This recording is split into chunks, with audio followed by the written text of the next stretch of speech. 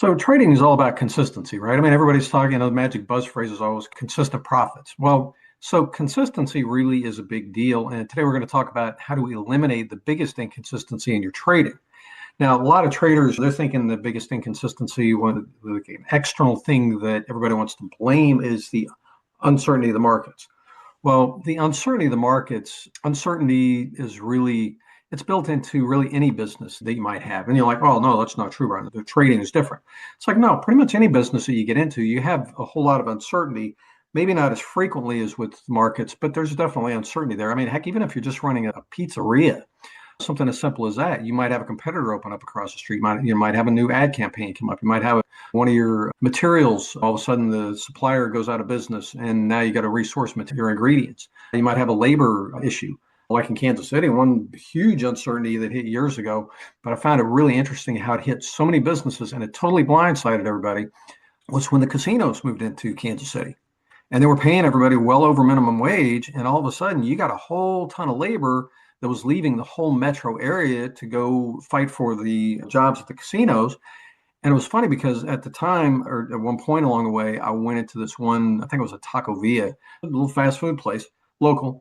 And the couple that's like working the counter and everything, it's like, this is not usually it's maybe high school kids working up front. And I asked them, it's like, do you guys own the place? And they're like, yeah, this is ours. I'm like, why are you guys here? I'm like, because we can't afford the labor. The casinos have priced everybody out where we can't afford to pay anybody or we won't make any money. So we're having to work ourselves until we can get this sorted out. And as I talked to more and more business owners, I found that was true as well. And so that was like a major event to throw a big uncertainty onto the businesses in Kansas City. But it could be anything. It could be, heck, there could be a construction problem. The city decides to fix the street in front of your pizzeria, and now people can't get in and out. It could be a number of things. Now, or it could be a crazy employee. Somebody loses their mind and goes off. All of a sudden, now you got like I said, there are tons of variables with any business. And so more businesses are going to be more surprises than others. But as far as the uncertainty of the markets, it's not like there's really that many big surprises. On any given day, is the market going to be in a bearish mood or a bullish mood? Okay, yes. It's kind of a crapshoot, literally. We are just kind of betting on what we think is going to happen in the markets. It's the nature of trading. It really is. Everybody says, no, it's not gambling. Yes, it's professional level speculation, but it's still gambling. We're playing odds. On any given trade, there is no certain outcome. We go into it when we're placing a bet, and we know that there's certain probabilities in play. So, okay, as far as inconsistency, now my background is quality assurance, and in case you're not familiar with it, quality assurance is really all about eliminating inconsistencies. Because when you think about it, quality, if the focus of the whole effort is to provide a good product or good service on a regular basis, i.e. quality, consistency has got to be at the foundation of that. And that's what quality assurance really is built all around, is establishing processes that yield repeatable outcomes so that you have a known process. You eliminate, there's two sides to it. One, you have to have a foundation for the consistency, and that's where developing a good process, that's the first part of it. And then the second part of it is, once you got that in place, now you have to eliminate inconsistencies and opportunities for human error.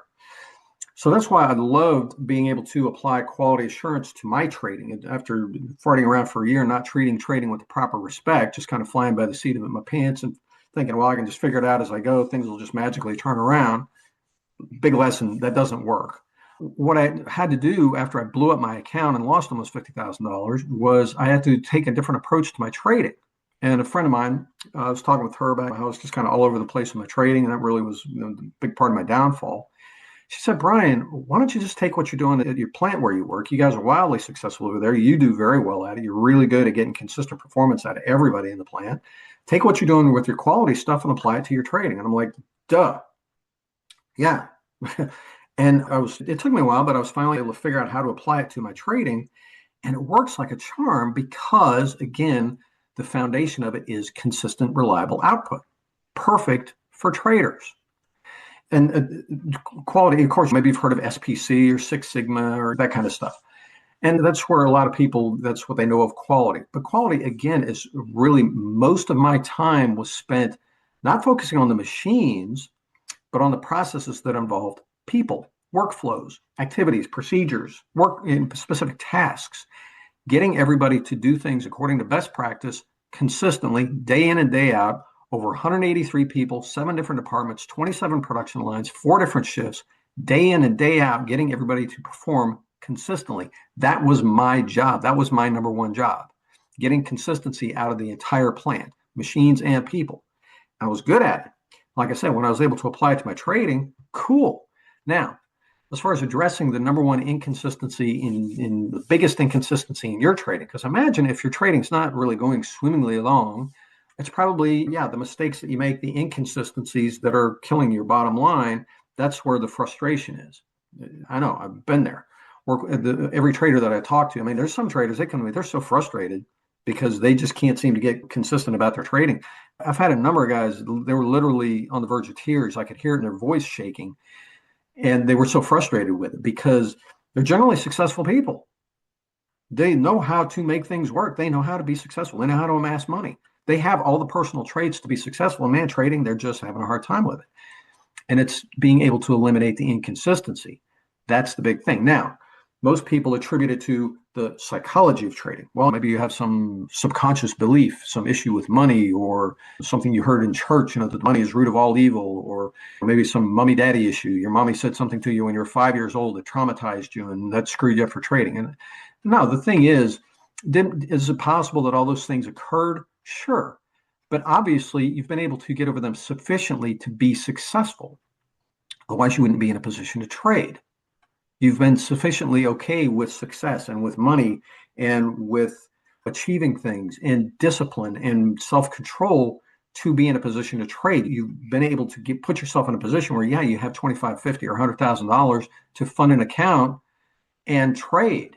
So you already have all the personal traits. You've already overcome those limitations. And the biggest inconsistency you're fighting really, yes, is you, along with your process. Remember, there's 2 sides to this. You have to have a consistent process as your foundation. A lot of traders, first of all, they're not focusing on consistency. That's one of the biggest things. They're focusing on the thought process for a lot of traders. And it's a natural thing. I'm not judging anybody. I did it myself. But it's kind of a natural thing. It's like, I just want to get profitable, and then I'll focus on being consistent about it. And that's kind of a natural thought process. But there's an error in that logic. What I learned from quality, and the reason quality works so well, is we focus on consistency first. We establish that consistency first. Because if you're consistent, if you have a consistent process, to make that more profitable is pretty easy. But if you're all over the place, that's kind of rough to fix. And that's why so many traders are so frustrated, because it's like, I've got a good strategy. I just can't seem to execute it consistently. I keep making all these mistakes, doing things I know I'm not supposed to do. I just can't seem to do what I know I'm supposed to do. And so here's the thing. First of all, you do need to have a consistent process. That by itself is a big challenge for a lot of traders. They think, I've got a good strategy. Yeah, strategy and a system aren't the same thing, though. They're not. A strategy is how you're going to get in and out of the markets and make money. It's like, okay, I'll identify a range-bound market and look for a breakout and then ride that breakout. Okay, that's a strategy. How you execute that strategy hundreds or thousands of times consistently is your system. And so the strategy and a system are not one and the same thing. A lot of traders make the mistake of thinking, I have a strategy, therefore I have a system. Like, no, that's not true. Again, being a quality engineer, I know the big difference between an idea on how to do something and an idea on how to do it consistently over and over and over again, especially when you're dealing with changing variables. So you gotta have a highly repeatable process and a rules. I love it. Everybody says, I've got a rules-based strategy. Rules they're helpful, but there are so many other factors. There are actually 14 characteristics to a highly repeatable process that produces predictable, consistent results. 14 different characteristics. And almost every single trader that comes to me, 98.2% of the traders, I actually ran the numbers a while back. 98.2% of the traders that came to me, there was something in their system itself that needed fixing. Almost everybody was working with a system that lacked functionality as far as being good and highly repeatable. And so if you don't have that, you're trying to be disciplined to something that's kind of broken anyway. It's like driving a car. You want to race a car that's only firing on 4 out of the 6 cylinders. It's like you can be the best driver in the world, but the car is not up to par. So you got to have a good, solid process, a highly repeatable process. And again, if you're working with a process that is not highly repeatable in and of itself, there's one point of frustration. Then once you have the process, let's say you do get your strategy or your system fixed, and we get that, you still got to have the execution on the other side, eliminating the inconsistencies. And now, here's where psychology kind of gets it wrong, as far as I'm concerned, in a lot of regards. A lot of traders, they come to me and say, Brian, I just can't seem to do what I know I'm supposed to do. There's something wrong with me. What I need to fix is me. Like there's something wrong with you as a person. It's like, no. First of all, you probably started trading with real money before you actually were properly equipped for this job. Like I was. My first year, I didn't know what I was doing. I'm flying by the seat of my pants, trying to figure it out as I go. And so for a whole year, I was basically practicing bad trading, emotional trading, revenge trading, chasing stuff, jumping from strategy to strategy. I was all over the place. But that's what I was practicing every day. And the way I responded to the markets and the way I looked at the markets and what I thought about trading. And it's like notions like, oh, trading is inherently emotional. There's just, you can never get away from it. Or as soon as you click that button, it's like taking a shot of heroin and all that kind of stuff. Those are the perspectives and habits and emotional patterns, emotional response patterns that get wired into you in your early months and days of trading. That's the psychology that you need to deal with. Not that there's something wrong with you as a person. It's your past experience with trading and the hard losses and the hard mistakes and the beating yourself up and the self-doubt and that kind of stuff. That's what needs fixing. Not that there's something wrong with you as a person, where you need a year on a therapist couch to figure what happened to you as a child and uncover it and all that kind of stuff. No, you've already proven that you have what it takes as you are right now. We just need to fix the trading related stuff. And what's cool is once we fix the trading related stuff, the winner that's already you can now come forth, and you can add trading to another thing that you've been successful at in your life. You've already been successful at a number of things, I'm sure. Again, otherwise you wouldn't be in a position to trade. And so once you have the proper training and tools to do this, you'll be a winner at this as well.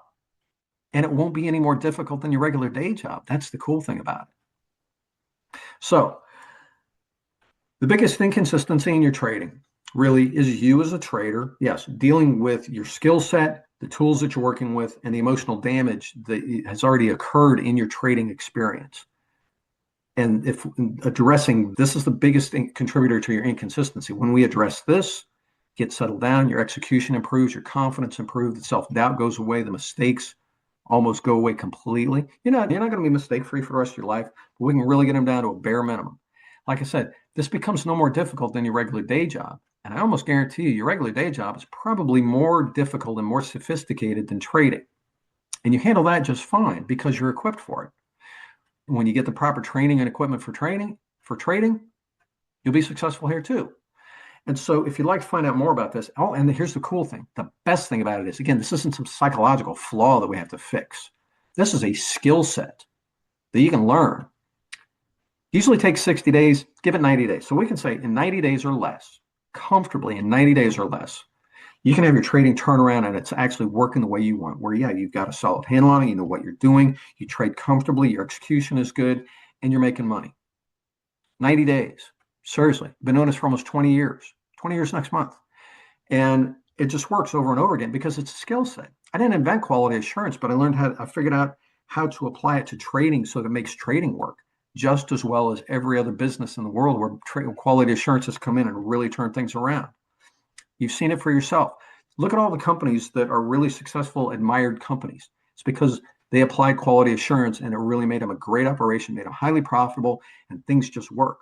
Same thing with trading. So if you'd like to find out more about this, swing by InsideTrading.com. If you want to have a conversation with me, there's a call there where you can book a call with me. Or if you'd like to just find out about the training program that I have that teaches you this skill set, how to fix your system, how to build confidence with it, how to undo the damage from your past trading experience. If you'd like to find out about that, there's a link in the description and you can check it out. So if you're serious about your trading, if you really want this year coming up to be a great year, you got to do things differently if what you've been doing hasn't been working. It's not just going to magically turn around someday by trading more, and more of what isn't working is not how to fix it. You got to try something different. And again, this works. I'm an engineer. I have a degree in mechanical engineering. I'm a certified quality engineer. I'm a firm believer, and I can't deal with stuff that doesn't work. Things have to work, or they're not okay with me. And that's how it is with trading. And I love it because this is a process that just plain works. And it's worked for all kinds of people, all kinds of trading, all kinds of markets, all kinds of strategies. This is quality assurance. This is how you get a handle on it and eliminate inconsistency. Cool. So I hope this video has been helpful. If it has, give me a like and a subscribe down below. Leave me a comment. Share it with your friends. If you have friends who trade and you can help them make their trading better, they'll like you even more. So cool. Bonus there too. Anyway, again, I hope this has been helpful. We'll talk to you soon. Cheers.